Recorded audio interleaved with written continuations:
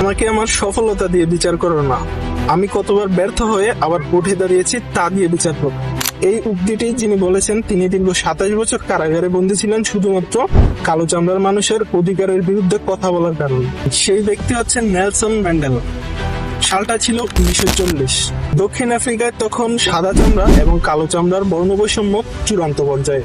কারণ তখন কালো চামড়ার মানুষের ভোট দেওয়ার কোনো অধিকার ছিল না সমান শিক্ষা, ছিল না সমান মর্যাদা। তখন আইন ছিল শুধুমাত্র কালো চামড়ার মানুষদের বিরুদ্ধে। এই অন্যায় মেনে নেননি নেলসন ম্যান্ডেলা।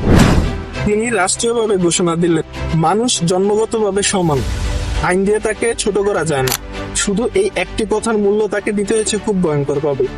রাষ্ট্রীয়ভাবে তাকে গ্রেফতার করা হলো এবং বলা হলো, ক্ষমা চাও, রাজনীতি ছেড়ে দাও, আমরা তোমাকে মুক্তি দেব।